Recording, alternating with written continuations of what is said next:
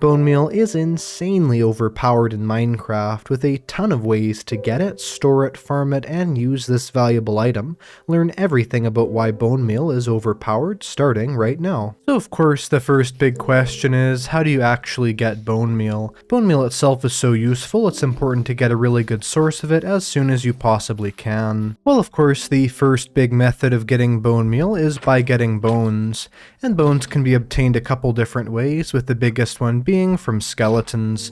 So one thing you can do if you want is go out at night, go to as many different skeletons as you can find, then while trying not to get shot by their bows too much, to collect some bones from skeletons. One bone will craft into 3 bone meal. Another really great method is by using fossils. Now fossils are found in the overworld and in the nether. Let's start with overworld fossils. You want to go to chunkbase.com, then go to the seed map app and put in your world seed. From that point on, make sure you're on the general seed map and have the fossil finder turned on, which is right here. Fossils will generate in swamps and mangrove swamps in Java, and then also deserts. However, in Bedrock, they only generate inside of swamps and desert. There are a bunch of different shapes of fossils, and 2 main types inside the overworld. The first one is the coal fossil. Now, these are actually incredibly cool structures, and you can see one right here that generated inside of a cave. It's basically some sort of a bone pattern out of one of the set types that it can be,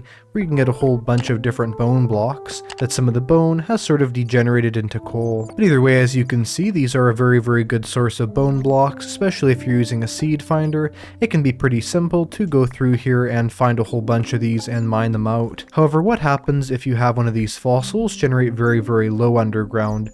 Not, let's say, like this one, that's actually just at Y40. Well, these fossils of course generate inside the deep slate layer. Here's one right here at -54, and these are actually known as diamond fossils, and I'll show you why. If we mine through here, what do we find? Diamonds. And basically the idea is that the pressure would be so much more down here, the carbon, instead of forming into coal, would form into diamonds. Although I'm not actually sure if that makes literally any scientific sense for there to be diamonds inside of a fossil, it is still definitely a very cool thing to find inside of Minecraft, and it's also a really good source of bone meal. Although I'm guessing for most players the big appeal is going to be the diamonds, still definitely a very good thing to mine for, and actually one of the best ways of getting diamonds too is from these diamond fossils. Now bone blocks can be crafted into bone meal. If we place these bone blocks into the crafting grid, you'll see unlike bones, where 1 bone turns into 3 bone meal, 1 bone block turns into 9 bone meal, and you can craft this right back into bone blocks if you have a crafting table. So just like this, you can craft it into bone blocks, then back into bone meal. Definitely a very useful thing. And this is really the best way of storing your bone meal too. However, if you want to get yourself some bone meal and some bone blocks in an even easier method, we need to make ourselves a nether portal, as the best source of easy bone meal in the entire game is in one of the biomes there. And that biome is the Soul Sand Valley. Soul Sand Valleys have these ancient nether fossils in them. Nether fossils are incredibly common across this biome, as they were originally added to this biome just to make it look more dead, and a sort of like a nether graveyard to maybe show us these massive ancient monsters that could have been here in the past. Now something to be aware of is that ghasts and skeletons can both generate inside of the Soul Sand Valley, and so because of that I would definitely suggest bringing a shield with you to dodge those skeleton arrows. But outside of that and general nether raiding supplies, this is just a super easy and great way of getting yourself a ton of bone meal inside the game. In fact, one of the things that I try and raid the earliest inside of Minecraft is a Soul Sand Valley, especially on a multiplayer server. If you are in a multiplayer server, I would suggest trying to find the nearest Soul Sand Valley you can, and mining as many bones there as possible. In fact, in combination with Elytra, I've gotten over 25 stacks of bone blocks from one Soul Sand Valley raid. It doesn't even take that long, as they're literally just sitting there waiting for you to mine it. And these are so incredibly common and also easy to see. Not only do you instantly know what area you've already raided, because of course that area wouldn't have bone blocks at it anymore, but as well as that there's a large variety of different types of fossils that can generate here, and some of them are absolutely massive. Like this one right here, we can get almost a half stack of bone blocks just out of this one fossil generation. However, if you do not want to go exploring around the Nether or the Overworld to get yourself bone meal, there are some other very interesting methods that you can get bone meal from. That method is the Composter. If you right click on a Composter with different types of items, they have different percentage chances of raising the level of compost, and once the compost level gets to the very top, then you will get a single piece of bone meal. So definitely not a very efficient method of getting bone meal, but it can still be something pretty good. For instance, right here, something that a lot of players dislike, especially in Java Edition, is how much tall grass is around. So all you have to do, for example, is to go through here collecting all the grass with shears instead of just breaking it with your fist, and once you're done you should have an absolutely massive amount of grass, many stacks of it, clearing just even a very small area. And with those random grass items, all you have to do is go up to that composter, right click on there, and even something as simple as grass can be used to turn into bone meal. And this shows what a good method this can be, because we basically converted nothing into bone meal, considering the fact that we would have just broken that with our fist and it wouldn't have dropped anything. This way we can get ourselves that standard grass and get bone meal back from it. Also, something like, let's say, cake or pumpkin pie will guarantee to raise that level of bone meal, and we've already gotten 10 bone meal out of that. And of course this can be very easily turned into a bone meal farm, especially if connected to other farms. So for instance right here, we could fill up each one of these chests with a whole big amount of grass, and all that grass is going to be through here creating ourselves bone meal. And of course, once it's done all composting, at the bottom here we'll have bone meal that's going to appear inside these chests. Not only do I like this because it actually very visually shows this bone meal being created, but as well as that, of course, we do get quite a bit out of it, which makes it be really worthwhile. And of course, if you have a, let's say, automatic sugarcane farm, that's a really great option for connecting it up to just one of these little bamboo converters, which is basically done by having the output chest of your farm, let's say in here it was full of sugarcane from a sugarcane farm, into a hopper, then into a composter, then into a hopper, and into a chest. There is one other method of getting bone meal in Minecraft, and that is from fish. So in Java edition of Minecraft, there's a small chance for fish to drop you bone meal, as well as of course just that fish item. As you see right here, for example, a little bit earlier there, one of the fish we killed did give us a singular piece of bone meal. In Bedrock the same thing can also happen, but they'll actually drop just a bone. But this is one other method of directly getting yourself bone meal. Okay, well that's how you get bone meal, but what are the actual uses of this item which make it be so overpowered? Well, the first thing of course is you can craft bone meal into bone blocks. Bone blocks are a great storage option for bone meal, but they're also incredibly beautiful and make for great decorations for floors or really for any build project you want. They also can be rotated and have a circular texture on one side, which kind of makes a strange way that you can have circles inside of Minecraft. However, as well as that, bone meal is the main method for getting white dye. One piece of bone meal can be directly crafted into one piece of white dye, and of course white dye is very useful, and so having bone meal easily give us a source of that is also something that's really nice. If you're growing crops and want to speed up the time it takes, bone meal is a great option.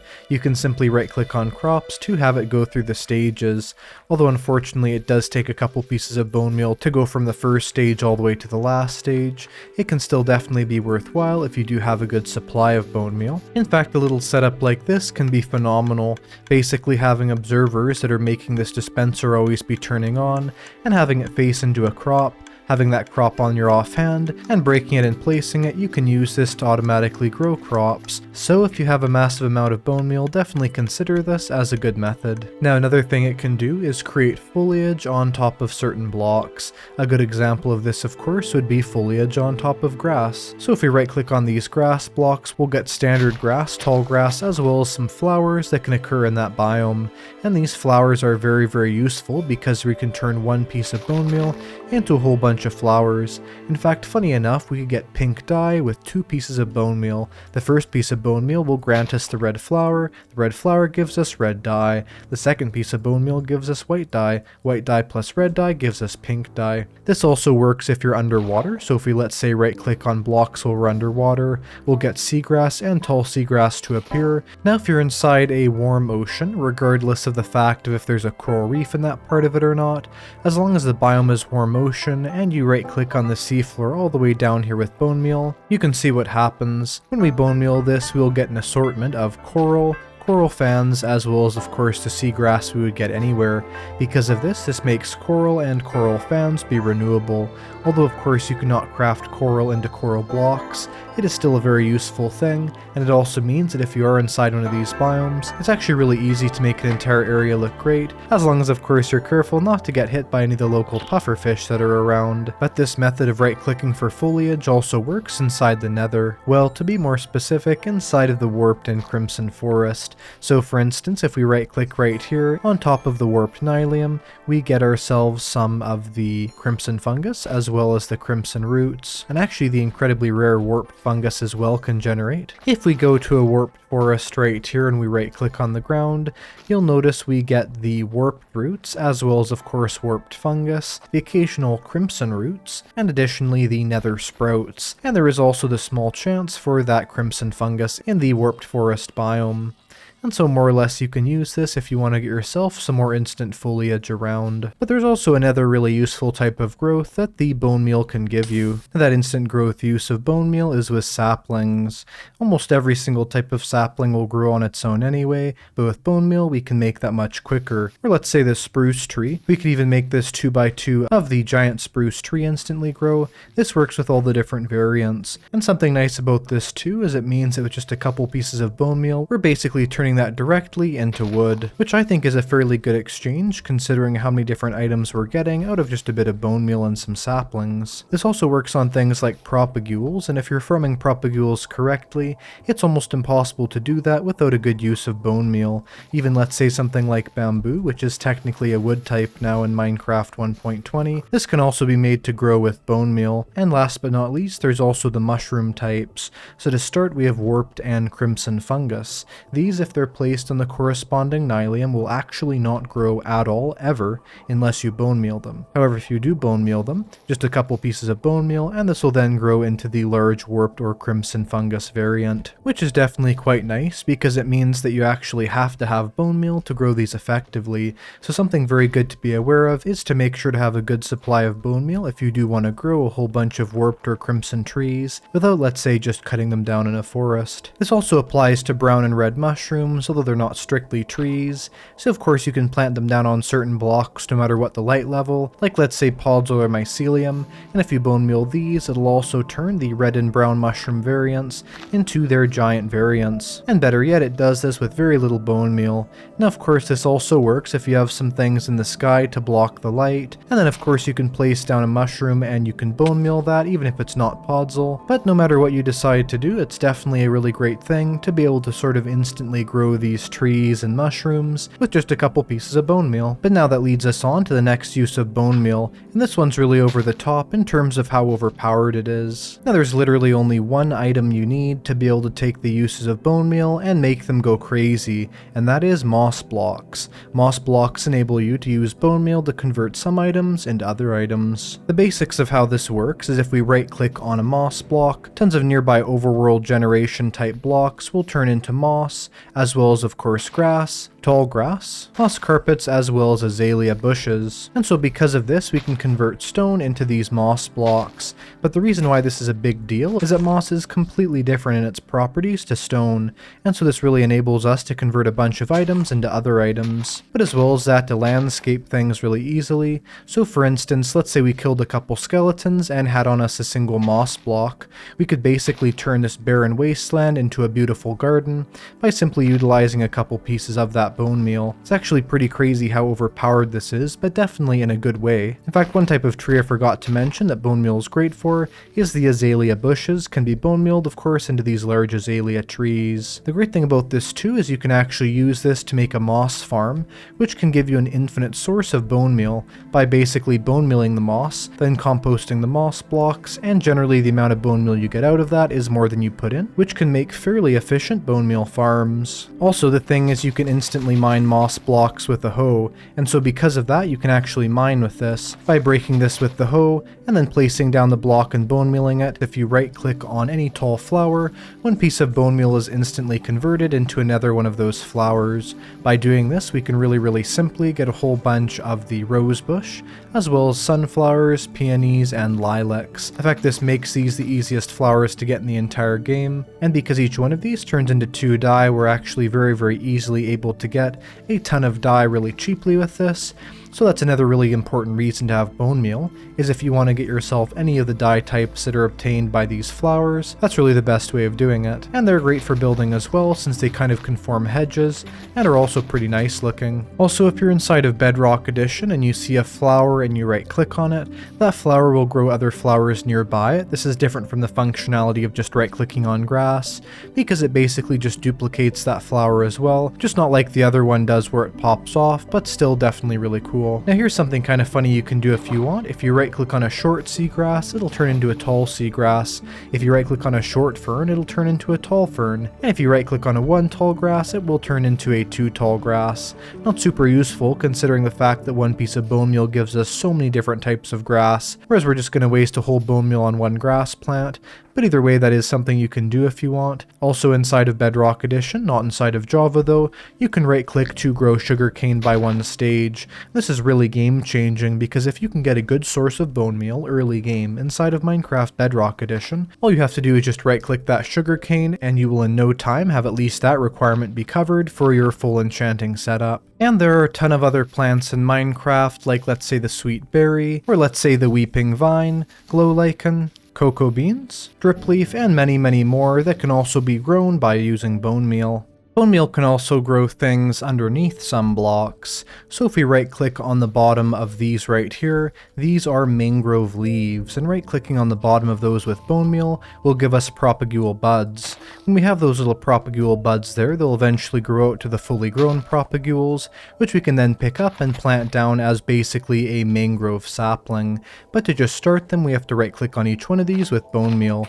I would actually suggest the best way of growing mangrove is to simply right click on these leaves once, not letting them grow all the way by right clicking it through all the stages, as it costs a lot less to just start that. Here's something you probably don't know. If you right click on the bottom of rooted dirt, you will have hanging roots grow underneath those, which can be collected with shears. Not a super useful item, but still something kind of interesting. As well as that, cave vines can be made to have glow berries on them. So glow berries are made to kind of grow the size of the cave vines, but right clicking on the cave vines will not grow more cave vine. What it will do is it'll grow glow berries on it, very similar to the bone mealing function of the sweet berry bush. However, with these hanging vines right here, this works more similarly to most items that are bone mealed, where right clicking on here will grow more of them. And finally, 2 other underwater things. We can right click on kelp to grow that more so, although it's really not worth it as kelp is so insanely common. And if we have a sea pickle on top of coral, and this has to be coral, will not work any other way, and right click on that with bone meal,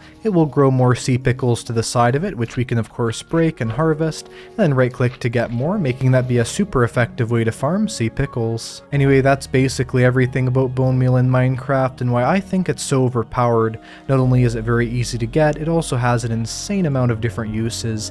If you enjoyed this video, make sure to press the like button, subscribe to see more videos like this, and I will see you in the next one. Goodbye!